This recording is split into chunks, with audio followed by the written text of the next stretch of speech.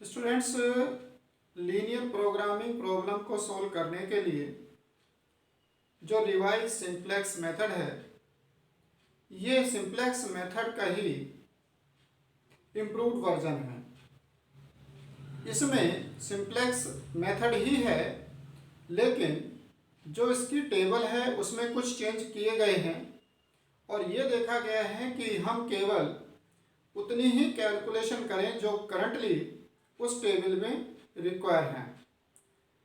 तो इसमें computational procedure है जो कि डिजिटल कंप्यूटर में यूज़ किए जा सकते हैं, यानी इसकी कैलकुलेशन हम डिजिटल कंप्यूटर में कर सकते हैं।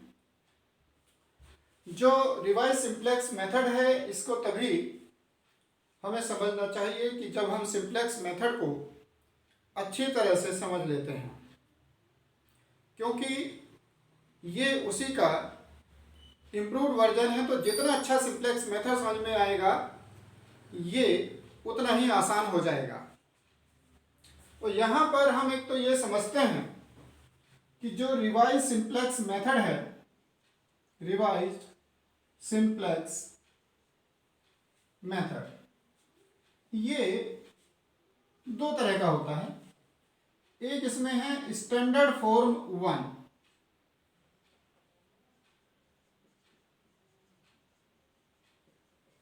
और स्टैंडर्ड फॉर्म 2।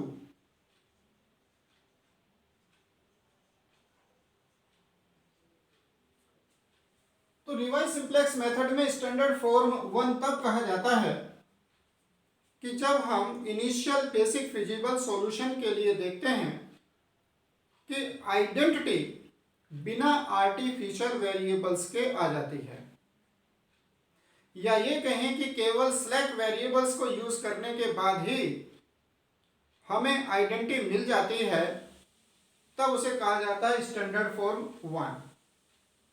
और अगर आइडेंटिटी बनाने के लिए हमें आर्टिफिशियल वेरिएबल्स को यूज करना होता है, तब हम उसे कहते हैं स्टैंडर्ड फॉर्म 2।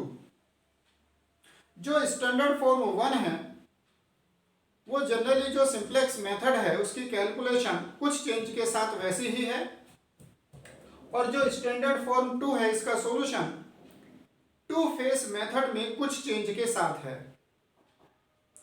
तो स्टैंडर्ड फॉर्म 2 के लिए हम टू फेस मेथड यूज करेंगे, और जो फेस 1 है, इसमें ऑर्डिनरी सिंप्लेक्स मेथड को कुछ चेंजेस के साथ यूज करते हैं। स्टैंडर्ड फॉर्म 1 में जो कांस्टेंट्स दिए गए हैं उससे एक ज़्यादा कांस्टेंट होता है, क्योंकि ऑब्जेक्टिव फंक्शन को भी एक कांस्टेंट की तरह यूज करते हैं।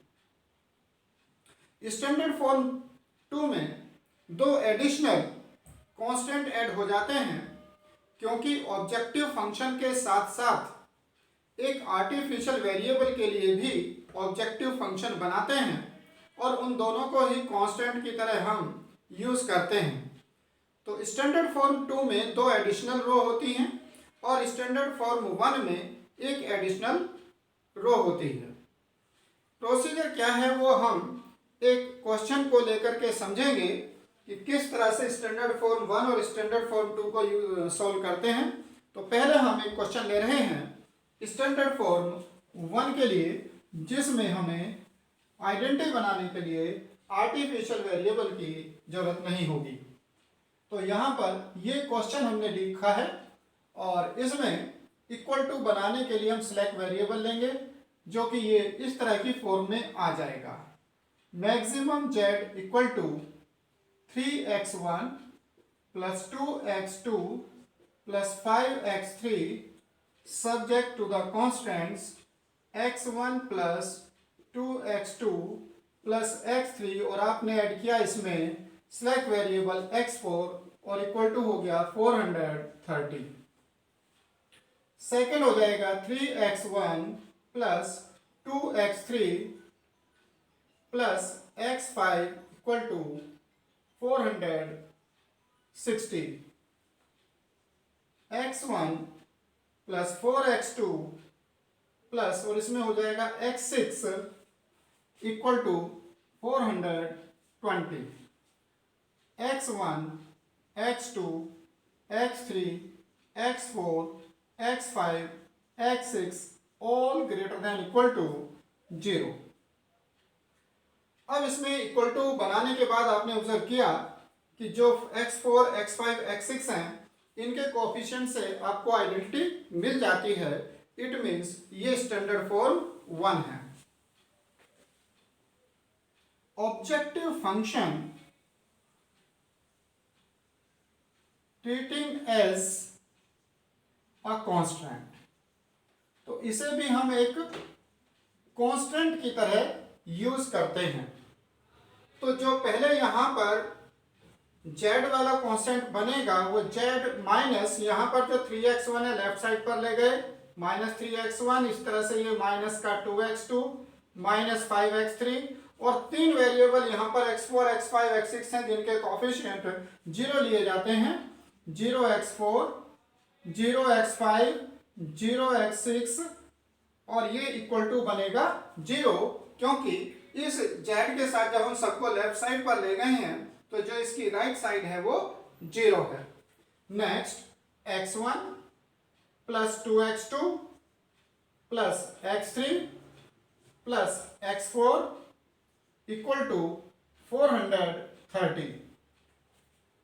3x1 प्लस 2x3, तो इसमें x2 नहीं है, प्लस में 2x3, x4 नहीं है, प्लस में x5 इक्वल टू 460।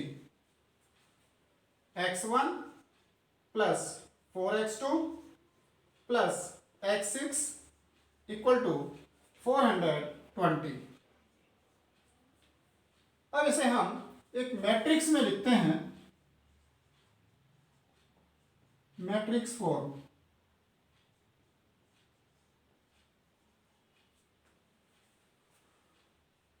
सबसे पहले z के कोएफिशिएंट लिए जाएंगे 1,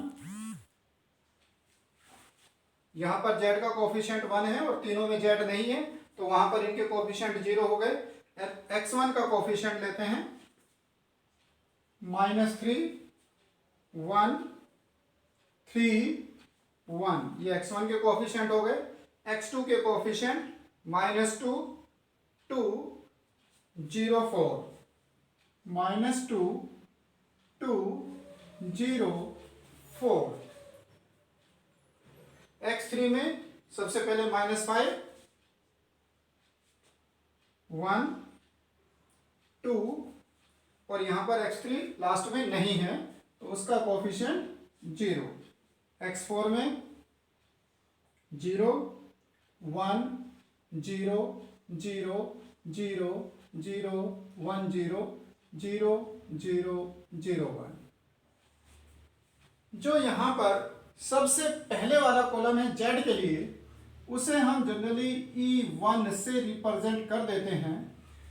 आइडेंटिटी का ये पहला कॉलम है और जो आइडेंटिटी में बाकी तीन हैं वो आपके आए हैं इन कोएफिशिएंट से, जो x4 x5 x6 वाले हैं तो उन्हें ऐसे लिख देते हैं β1 β2 β3 और यहां पर ऊपर इस तरह से ब्रैकेट में एक 1 बना देते हैं।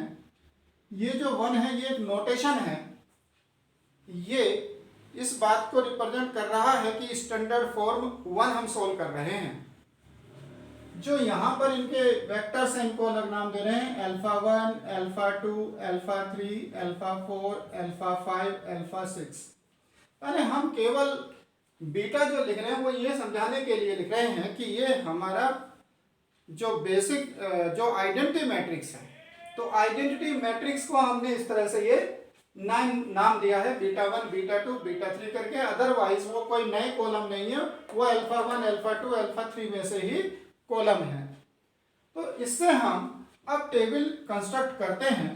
फर्स्ट टेबल, अब टेबल जो होगी वो सेम वही होती है जो सिंपलेक्स टेबल में होता है, लेकिन इसमें कुछ चेंज रखते हैं और कॉलम केवल वही लेते हैं जो बेसिस मैट्रिक्स हैं। जो नॉन बेसिक हैं उनके लिए हम यहाँ पर कॉलम नहीं बनाते हैं, यानी हम लिमिटेड इसमें कैलकुलेशन करते हैं। तो सबसे पहले पहला कॉलम होगा बी। जिसमें हम लिखेंगे बेसिक वेरिएबल।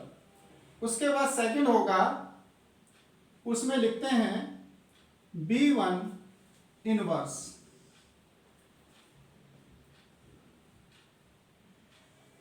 वन टू, एक तो जेड वाला जो है E1, ये आइडेंटिटी का कॉलम है।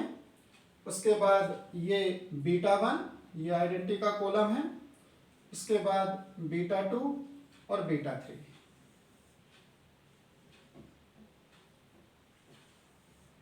B1 इनवर्स यानी जो बेसिक मैट्रिक्स आपका बना है ये उसका इनवर्स है। और फर्स्ट टेबल में चूंकि आपका जो बेसिक मैट्रिक्स है वो आइडेंटिटी मैट्रिक्स होता है, तो उसका इनवर्स भी वो सेम होगा, आइडेंटिटी मैट्रिक्स ही होगा। नेक्स्ट यहां पर हम कॉलम बनाते हैं सॉल्यूशन का।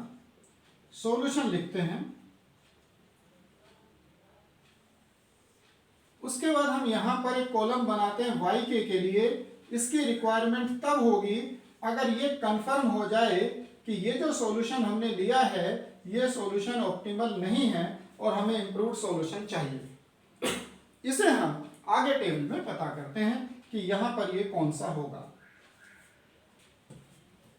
बेसिक वेरिएबल कौन कौन से हैं? एक तो z, इससे आइडेंटिटी बनी है, और फिर 4, 5, 6 से बनी है, x4, x5, x6। यहां पर हम एक डॉटेड लाइन ड्रॉ कर देते हैं जो ये रिप्रेजेंट करता है कि जो एडिशनल ऑब्जेक्टिव फंक्शन है उसे हमने यहाँ पर कांस्टेंट लिया है, तो उसे इस टेबल से हम सेपरेट रखते हैं एक डॉटेड लाइन बना करके। 1 0 0 0 0 1 0 0 0 0 1 0 0 0 0 1। ये हम फर्स्ट टेबल में देख रहे हैं। अब इसका इनिशियल बेसिक फिजिबल सॉल्यूशन हमारे पास क्या आता है वो हम लिखेंगे एक्स बी में। तो हम देख रहे हैं यहाँ पर कि जो z है उसकी वैल्यू 0 है, x4 430 है, x5 460 है और x6 420 है। तो हम इसमें लिख देते हैं 0 430 460 420। अब देखना यह है कि जो हमारा ये सॉल्यूशन है क्या ऑप्टिमल है, और ऑप्टिमल टेस्ट हमारा होता है डेल्टा। तो हम डेल्टा पता करते हैं, लेकिन अब हम सारे डेल्टा नहीं पता करके सिर्फ ये देखें कि यहाँ पर जो नॉन बेसिक वेरिएबल्स हैं उन्हीं के डेल्टा पता करें। तो बेसिक तो हो गए 4, 5, 6, तो कौन से ऐसे हैं जो बेसिक में नहीं है? 1, 2, 3। तो हम यहाँ पर डेल्टा 1, डेल्टा 2, डेल्टा 3 ही पता करेंगे। और कैसे पता करते हैं? Minus first row of B1 inverse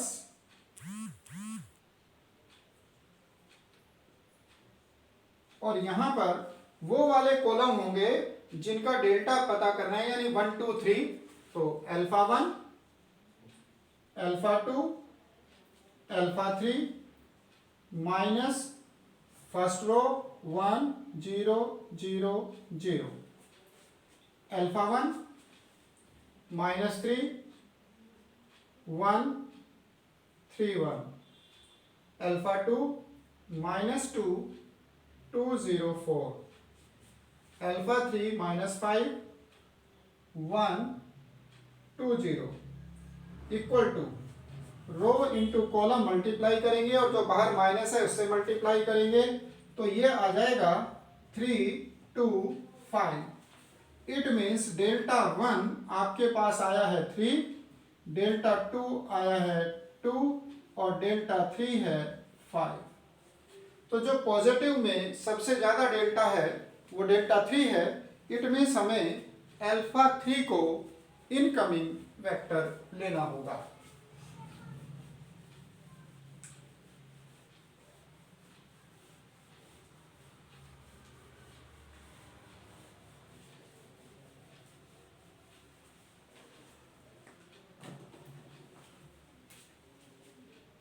alpha 3 is incoming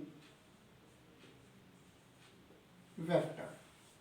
तो ये तो बेसिस में आ जाएगा। अब जब अल्फा 3 आ गया है तो ये के हमारा कंफर्म हो गया कि ये 3 हो गया, तो हम इसको y3 करके यहां पर लिख देते हैं। अब ये y3 कैसे मिलेगा? y3 मिलेगा b1 इनवर्स इंटू अल्फा 3 करने पर, और b1 इनवर्स जो यहां पर मैट्रिक्स का इनवर्स लिखा है, ये आइडेंटिटी है यहां पर।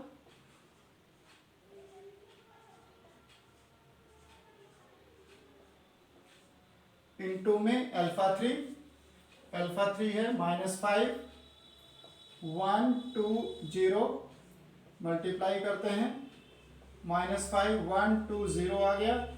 इस वैल्यू को यहां पर पुट करते हैं, -5 1 2 0, और इसी से हम लेते हैं मिनिमम रेशो।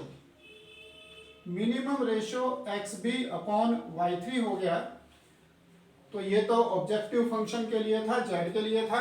अब इसमें ratio 430 upon 1 430, 460 upon 2 230, 420 upon 0 not defined. तो हमने देखा यहाँ पर कि जो मिनिमम रेशो आ रही है वो सेकंड रो में है। इट मीन्स जो अल्फा 5 है वो हमारा आउटगोइंग वेक्टर होगा।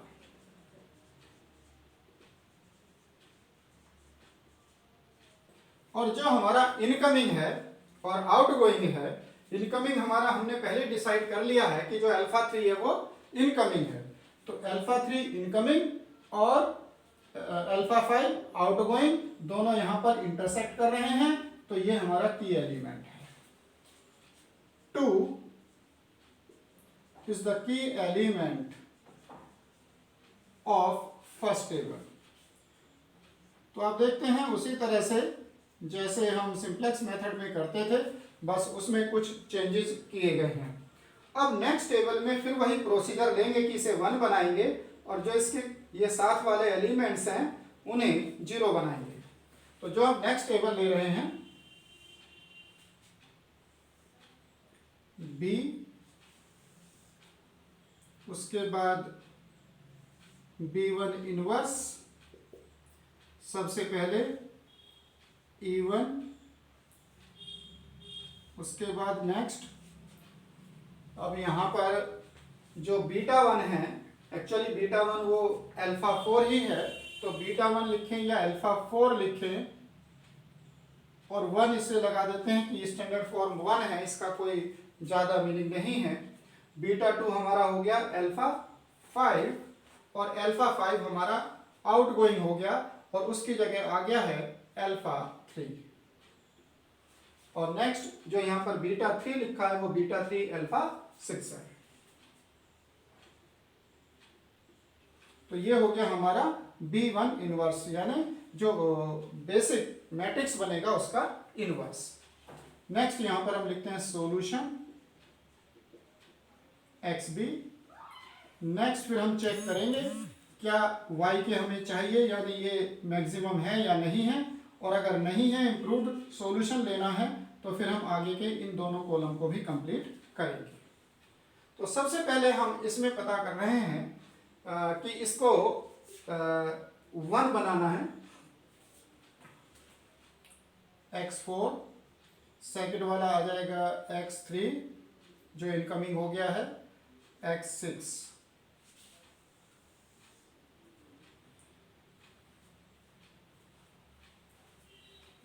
टू से डिवाइड किया, 0 0 1/2 0 230।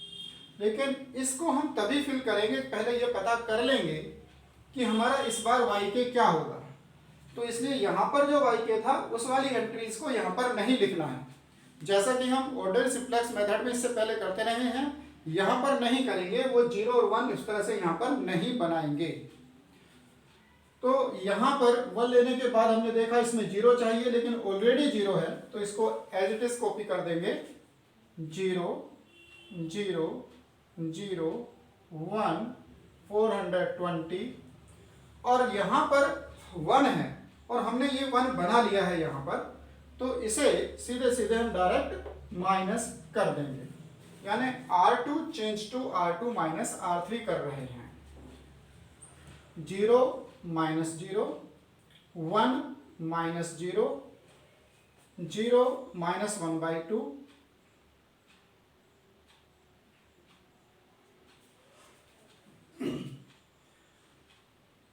0 माइनस 0, और यहाँ पर 430 है, तो 430 माइनस 230, 200, और एक कॉलम जो यहाँ पर रहा जेड के लिए,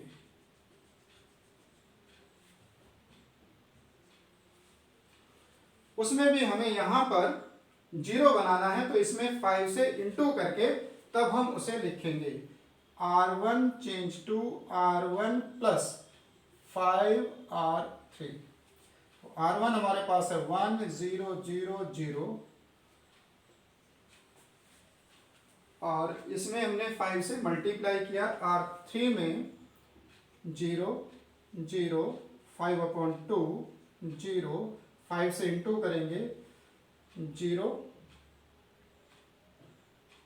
5 1, और इन दोनों को प्लस किया तो 1 0 5/2 0 1 1 5 0। तो आपने देखा कि जो पहले z की वैल्यू थी वो -5 आ रही थी, अब जो z की वैल्यू आ गई है वो 1150 आई है, और इसमें x4 की वैल्यू 200 है, x3 की वैल्यू 230 है, x6 420 है। पर क्या ये हमारा ऑप्टिमल सॉल्यूशन है? तो इसके लिए हम फिर डेल्टा पता करते हैं। कैसे पता करेंगे? अब हमने देखा कि बेसिस में 3 4 और 6 हैं, तो 1 नहीं है, 2 नहीं है, तो हम इसमें 1 2 5 इन तीनों को पता करेंगे। केवल 3 डेल्टा पता करेंगे, डेल्टा 1, डेल्टा 2, डेल्टा 5।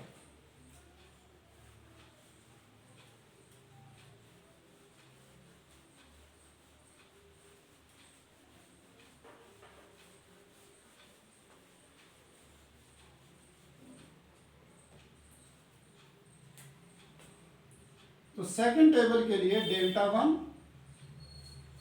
डेल्टा 2 और डेल्टा 5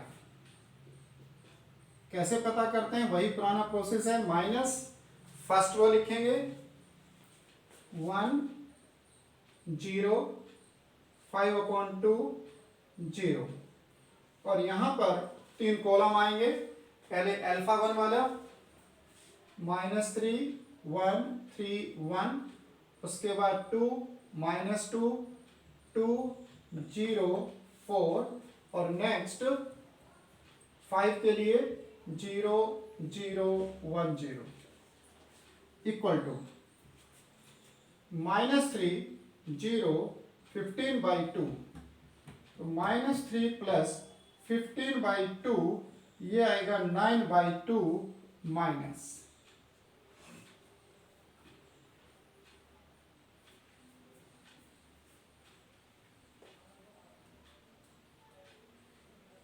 -2 0 0 0 0 0 5/2।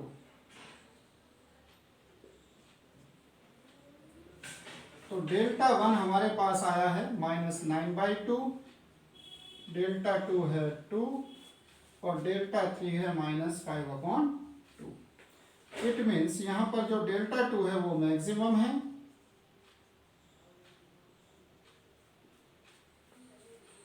तो डेल्टा 2 मैक्सिमम है। इट मीन्स अल्फा 2 जो हो गया वो इनकमिंग वेक्टर हो गया। This is incoming vector.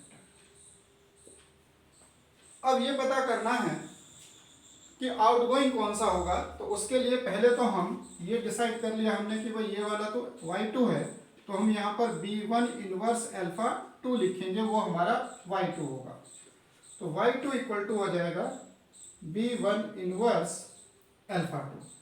b1 inverse ये वाला हमारा मैट्रिक्स होगा 1 0 0 0 फर्स्ट कॉलम, सेकंड कॉलम हो जाएगा 0 1 0 0, 5/2, -1/2, 1/2, 0 और 0 0 0 1। ये B1 इनवर्स, और इसे मल्टीप्लाई करना है α2 से, -2 2 0 4 इक्वल टू, मल्टीप्लाई करने पर -2 0 0 0 0 2 0 0 0 0 0 सभी 0 0 0 0 4। तो ये बना -2 2 0 4। मिनिमम रेशो लेंगे और इसमें आएगा XB अपॉन अब Y2, जो कि हमने यहां से पता कर लिया है। 200/2 100 नॉट डिफाइंड, ये आ जाएगा 105। मिनिमम यहां पर आया है। इट मीन्स अब जो 4 है वो आउटगोइंग है और इनकमिंग कौन सा है वो हमने पहले पता कर लिया है कि अब इसमें α2 इनकमिंग है। तो अब आउटगोइंग हमारा आ गया इसमें X4, α4 इज आउटगोइंग वेक्टर। तो हमने दोनों पता कर लिए हैं, इनकमिंग और आउटगोइंग। अब इसमें नेक्स्ट टेबल कंस्ट्रक्ट करते हैं।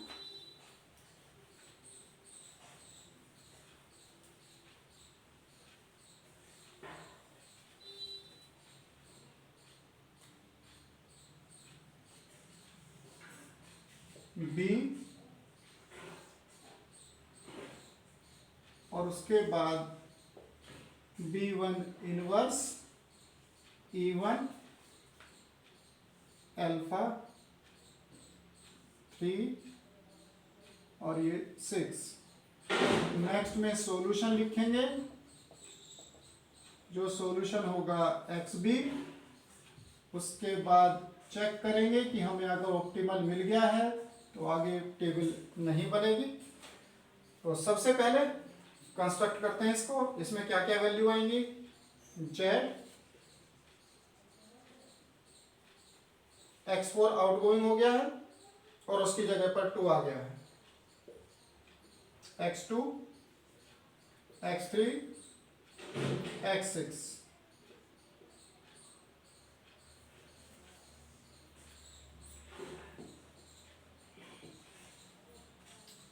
E1, α2, α3, α6। E1 वाले में अब यहां पर जो की एलिमेंट है वो हमारा 2 है। इसमें भी 2 is the key element of second table. तो सेकंड टेबल में की एलिमेंट जो है हमारा वो ये 2 है। इसे 1 बनाने के लिए पहले हम 2 से डिवाइड कर देंगे। 0 1/2 -1/4 0 100। ये 1 हो गया है। अब यहां पर ऑलरेडी 0 है तो जैसे है वैसे इसको लिख देंगे। 0 0 1/2 0 230। और नेक्स्ट यहां पर 0 बनाना है तो इसमें हम उसे मल्टीप्लाई करके इससे माइनस कर रहे हैं। 0 -2 +1 1 और ये 20। ऐसे ही फर्स्ट में यहां पर 0 हमें बनाना है तो R1 change to R1 + 2R2 करेंगे। 1 1 5/2 -1/2 तो 2 आ जाएगा। 0 प्लस करेंगे तो 1350। तो ये हमारी थर्ड टेबल आ गई है। ये हमने इसमें थर्ड टेबल बनाई है, रिवाइज्ड सिंप्लेक्स टेबल। अब इसमें चेक करते हैं कि जो डेल्टा है वो लेस देन इक्वल टू 0 आए हैं या नहीं। अब हमें कौन कौन से डेल्टा यहाँ पर चेक करने हैं, हमें वो वाले डेल्टा चेक करने हैं जो बेसिस में नहीं है। तो कौन कौन से यहाँ पर नॉन बेसिक वेरिएबल हैं, तो इसमें 1 नहीं है, 4 नहीं है, 5 नहीं है। तो नॉन बेसिक 1, 4, 5। तो हमें डेल्टा 1 पता करना है, डेल्टा 4 करना है, डेल्टा 5 पता करना है। कैसे पता करना है, वही पुराना प्रोसेस है, माइनस फर्स्ट रो 1, 1, 2, 0 इंटू कौन कौन से लेने, 1, 4, 5। तो 1 में -3, 1, 3, 1, -2, 2, 0, 4, 1, 4, 5। 4 में आ गया 0, 1, 0, 0 और 5 में 0, 0, 1, 0 इक्वल टू -3 +1 +6 +0 कितना बना, 4। Next 0, 1, next 0, 0, 2। माइनस को मल्टीप्लाई किया, -4, -1, -2। तो डेल्टा 1 की वैल्यू -4, डेल्टा 4 की value -1, delta 5 -2। It means all delta j less than equal to 0 and solution is optimal.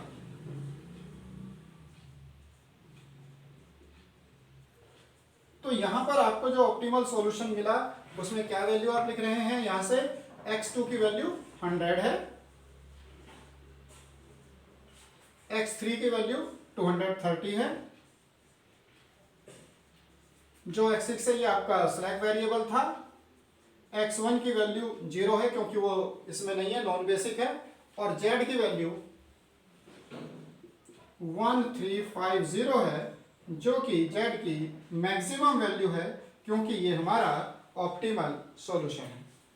तो ये है रिवाइज्ड सिंप्लेक्स मेथड, जो कि आपको तब ट्राई करना है कि आप सिंप्लेक्स मेथड को बहुत अच्छी तरह से समझ पाएं।